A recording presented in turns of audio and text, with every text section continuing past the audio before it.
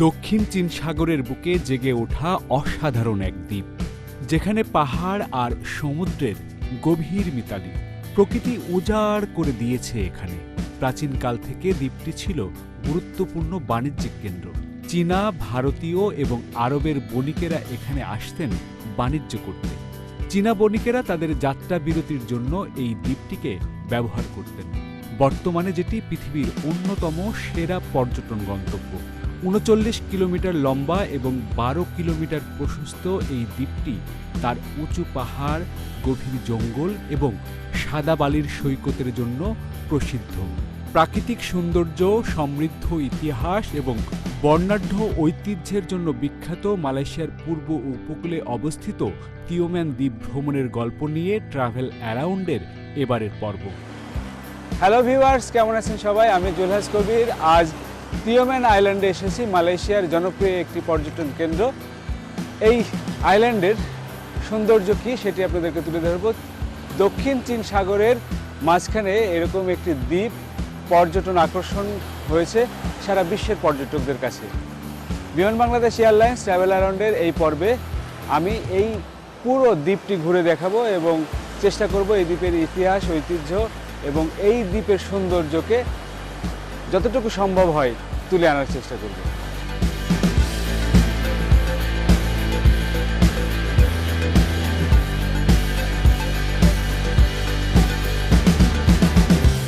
রাতে মালয়েশিয়ার রাজধানী কুয়ালালামপুর থেকে আমাদের যাত্রা শুরু।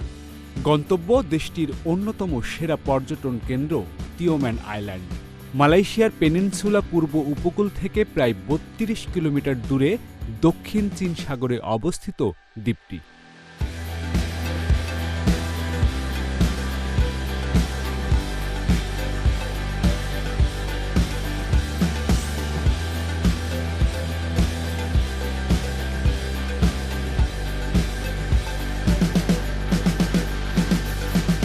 টিকিট নেওয়া শেষ। মানে এখানে যতগুলো কাউন্টার আছে, যে কোনো একটা কাউন্টারে আসলে দেখালেই তারপরে আমাদেরকে এই টিকিট দিয়ে দিল। দেওয়ার পরে এখন আমরা এখান থেকে ভিতরে প্রবেশ করব।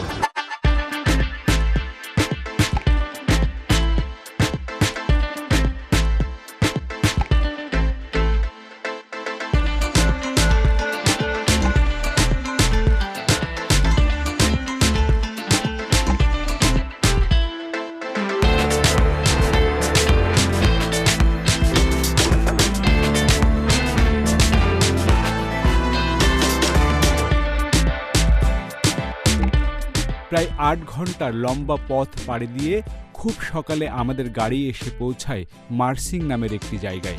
এখান থেকেই ফেরিতে করে আমাদের প্রায় ৩ ঘন্টা দক্ষিণ চীন সাগর পাড়ি দিয়ে যেতে হবে তিওম্যানে। বেশ নিরিবিলি একটি বাস স্ট্যান্ড। এখান থেকেই ফেরির টিকিট কাটা সহ সকল আনুষ্ঠানিকতা শেষ করলাম। জনপ্রতি ৩৫০ রিঙ্গিতে আমরা ফেরির রিটার্ন টিকিট কেটে নিলাম।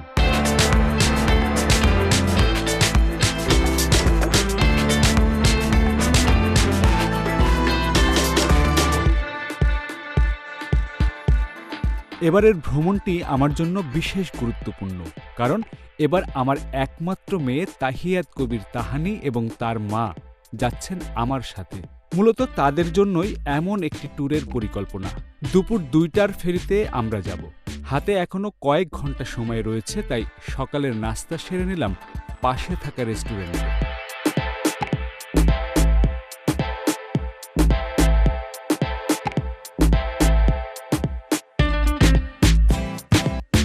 বলে রাখি, তিওম্যান দ্বীপে যাওয়ার আগে আপনি আপনার প্রয়োজনীয় খাবার ও পোশাক কেনাকাটা এবং ডলার এক্সচেঞ্জের মতো জরুরি কাজগুলো সেরে নেবেন, কারণ তিওম্যান দ্বীপে মানি এক্সচেঞ্জের সুযোগ নেই। আমরা এখান থেকেই মানি এক্সচেঞ্জ করে নিয়েছি। আগে থেকেই নির্দেশনা ছিল দুপুর ১টায় ফেরিঘাটে এসে বোর্ডিং করতে হবে। আমরা সময় মতোই বোর্ডিং করিয়ে ১ ঘন্টা অপেক্ষা করি। ঠিক দুপুর ২টায় কাঙ্ক্ষিত সেই ফেরি আসতেই আমরা ভিতরে প্রবেশ করলাম।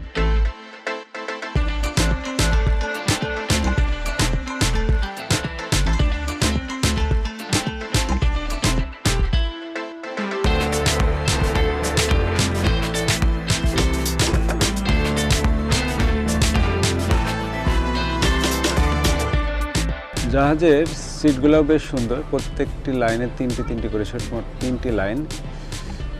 জাহাজটি পুরোটা হলো এসি, তার মানে জার্নিতে আপনার কষ্ট হবে না, যে রোদ গরমে সমুদ্র পাড়ি দেওয়ার সময় যে কষ্টটি হয় সেটি হয়তো হবে না। আর এটি হলো ফেরিঘাটের বাইরের দৃশ্য। এটা বলে রাখি, এই ফেরিতে আমাদের ভাড়া পড়লো কত, আমাদের 350 রিঙ্গিত পড়েছে রিটার্ন টিকিট সহ। আমরা আজকে যাচ্ছি এবং 2 রাত ওখানে থাকবো, আজকে রাত এবং কালকে রাত, তারপরে 5 তারিখে আমরা ফিরবো। অনেক পর্যটক যাচ্ছেন তিওমেনের সৌন্দর্য উপভোগ করতে। আমরা 3 জন চীন সাগরের রূপ দেখতে জানালার পাশের সিটে গিয়ে বসলাম। কিছুক্ষণের মধ্যেই 100 খানিকের বেশি যাত্রী নিয়ে রওনা দিল ফেরি। চীন সাগরের বুকে আসতেই নীল জলরাশি যেন স্বাগত জানালো আমাদেরকে।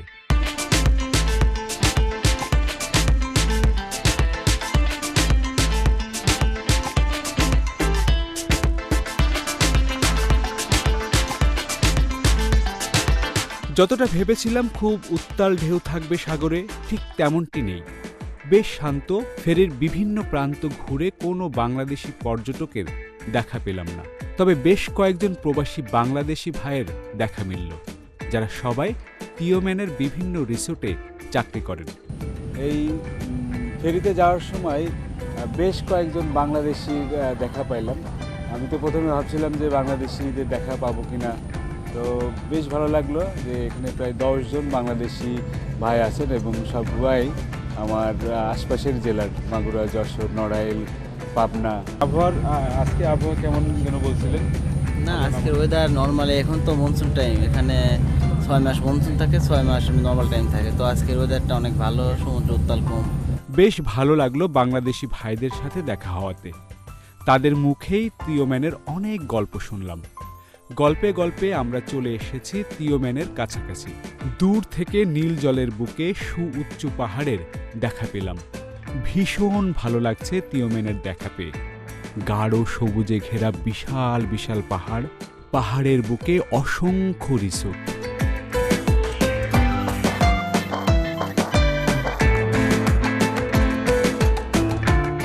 মালয়েশিয়ার পূর্ব উপকূলে অবস্থিত এই দ্বীপ তার প্রাকৃতিক সৌন্দর্য, সমৃদ্ধ ইতিহাস এবং বর্ণাঢ্য ঐতিহ্যের জন্য বিখ্যাত। তিওমেন দ্বীপ মালয়েশিয়ার পেনিনসুলার পূর্ব উপকূল থেকে প্রায় 32 কিলোমিটার দূরে দক্ষিণ চীন সাগরে অবস্থিত। 39 কিলোমিটার লম্বা এবং 12 কিলোমিটার প্রশস্ত এই দ্বীপ তার উঁচু পাহাড়, গভীর জঙ্গল এবং সাদা বালির সৈকতের জন্য প্রসিদ্ধ। প্রথমে যে ঘাটে এসে থামল ফেরিটি, সেখানে অনেক পর্যটক নেমে গেলেন। আমরা যাব দ্বীপের ঠিক উল্টো পাশে। ওই পাশটি নাকি বেশ নিরিবিলি, তাই আগে থেকেই ওপাশেই একটি রিসোর্ট ভাড়া করে রেখেছিলাম 2 রাতের জন্য।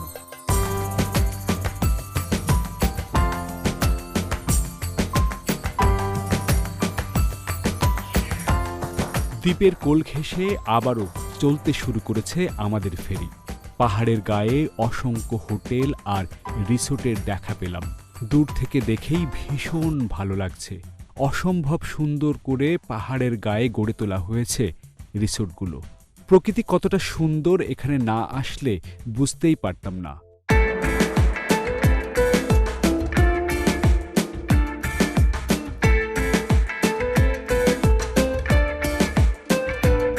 তিওমেনের আশেপাশে থাকা পাথুরে এমন ছোট ছোট দ্বীপ সত্যি মুগ্ধ করছে পর্যটকদের, যেন কোনো শিল্পীর রং তুলিতে আঁকা ছবি। তিওমেনকে স্পর্শ করার আগেই প্রকৃতির এই মায়াবী রূপ দেখেই মন ভরে গেল। পাহাড় আর সাগরের এমন মিতালি দেখতেই আমাদের 7 সমুদ্র 13 নদী পাড়ি দিয়ে আসার সার্থকতা খুঁজে পেতে শুরু করেছে।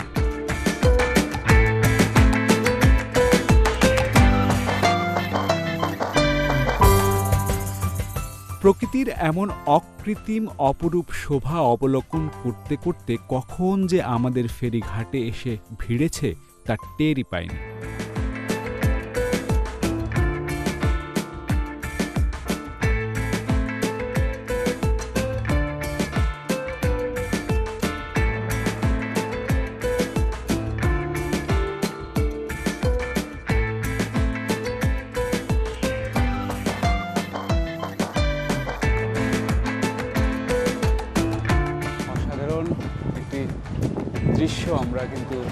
দেখতে আসছি। ভীষণ ভালো লাগছে, আসার পরেই মন ভালো হয়ে গেল। এখন সামনে দেখি কি পাওয়া যায়। আমরা এখান থেকে ট্যাক্সি গাড়ি ভাড়ায় নিলাম। যে ট্যাক্সি ঠিক না, আমার মনে হয় একটা জিপ হবে। এই জিপগুলো ভাড়া চাচ্ছিল প্রথমে 35 চাচ্ছিল, অর্থাৎ 35 টাকা করে পার পার্সন।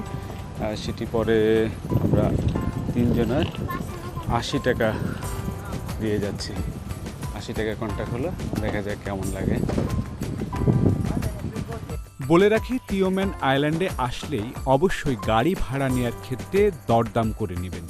আর আপনি যদি রিসোর্ট বুকিংয়ের সময় তাদেরকে বলে রাখেন, তাহলে তারাই আপনাকে জেটি থেকে তাদের নিজস্ব পরিবহনে নিয়ে যাবেন। তাতে আপনার খরচ বেশ কম পড়বে। এই বিষয়টি আমাদের জানা ছিল না।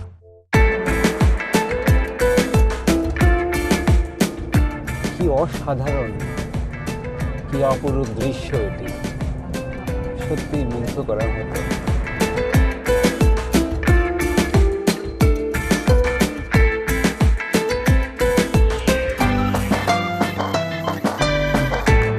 How far? 10 kilometer? Yeah. Here to 10 kilometer? এখান থেকে বলছে 10 কিলোমিটার সামনে আমাদেরকে যেতে হবে।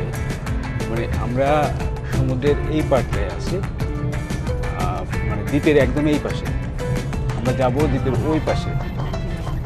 ওই পাশটা একটু নিরিবিলি আমার মনে হয়, যে কারণে আমি যখন হোটেল বুকিং করছিলাম booking.com থেকে, তখন এই রিসোর্টটি দেখে মনে হলো যে বেশ একটু নিরিবিলি থাকবো, নিরিবিলি সময় কাটাবো আমরা সবাই মিলে। সে কারণে আসলে একটু সাইডে নেওয়া, দেখি যাই কেমন।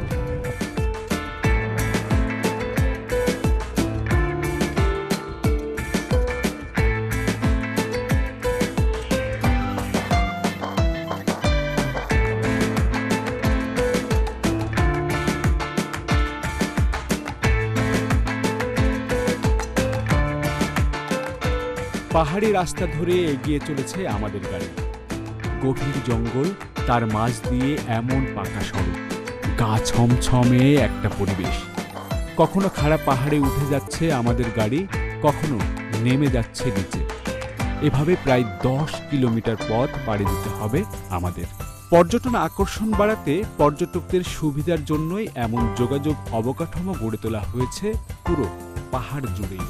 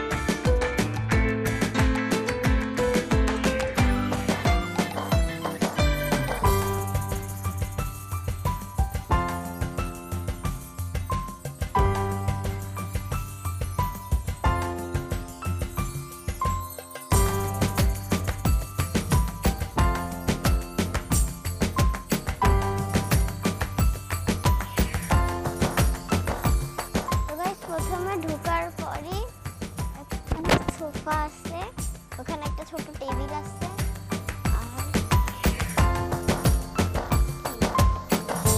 আর এখানে আমাদের, এটা আমার বেড, এটা মা বাবার বেড আমার, আর এটা একটা একটা ফ্রিজ আছে, মিনি ফ্রিজ, দুইটা বোতল আছে পানির, চা কফির ব্যবস্থা আছে।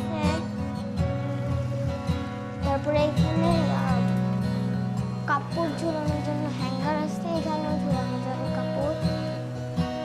রুমের বারান্দায় বসে পাহাড় আর সমুদ্রের মিতালিকে উপভোগ করার এমন সুযোগ জীবনে আসবে তা ভাবতে পারেনি, বিশেষ করে পরিবারের সাথে। ঠিক যেন পাহাড়ের গায়ে হেলান দিয়ে সমুদ্রের জলে পা ডুবিয়ে বসে থাকার সুযোগ করে দিয়েছে রিসোর্টটি।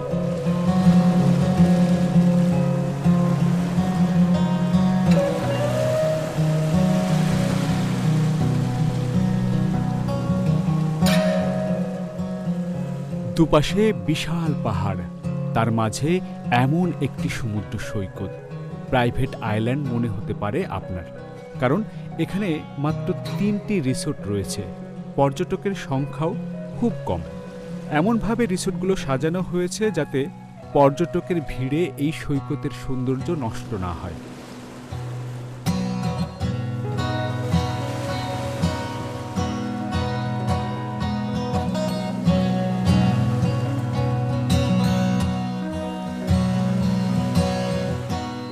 পাহাড়ের গায়ে সমুদ্রের ঢেউগুলো আছড়ে আছড়ে পড়ছে। কি দারুণ অনুভূতি! দুপুরের খাবারের চিন্তা না করে তাহানি আর তার মা নেমে পড়লেন সমুদ্রকে আলিঙ্গন করতে। অসম্ভব ভালো লাগা কাজ করছে সবার মাঝে।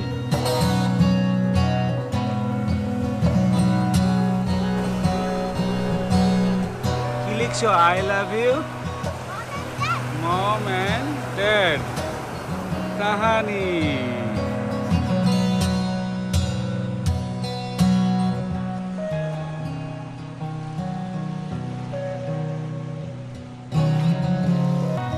একদম পাহাড়ের কোল ঘেঁষে এটি আমাদের রিসোর্ট। এই রিসোর্টে আসি আমরা 2 রাত থাকবো এখানে। আজকে প্রথম রাত এবং ভীষণ মজা করছি, কারণ এই যে বীচটি, সেই বীচটি একদমই প্রাইভেট বীচ। আর এখানে নীল জলরাশি, পাহাড়, মেঘ এসে খেলা করছে, মানে ভীষণ ভীষণ রকমের ভালো লাগে কাজ করছে। না আসলে আসলেই মিস করতাম।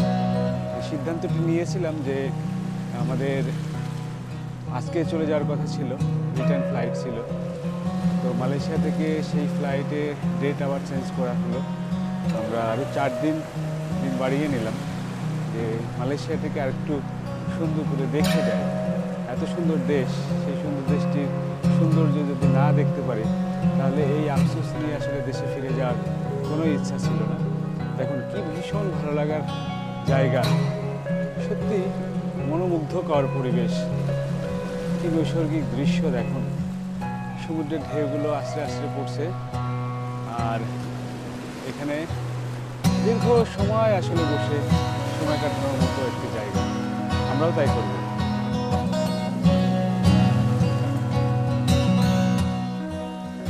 আহা, জীবন কত সুন্দর!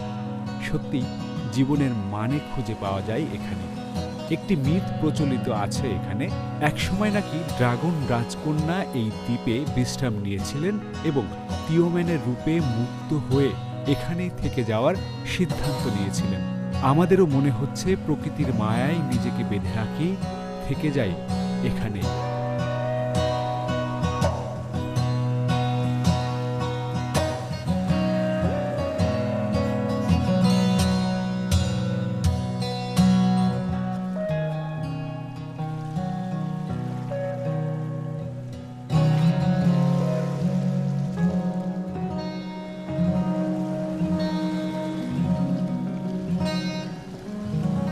মালয়েশিয়ার অন্যতম পর্যটন গন্তব্য তিওম্যান আইল্যান্ড থেকে বিদায় নিচ্ছে আমি জুলহাস কবির।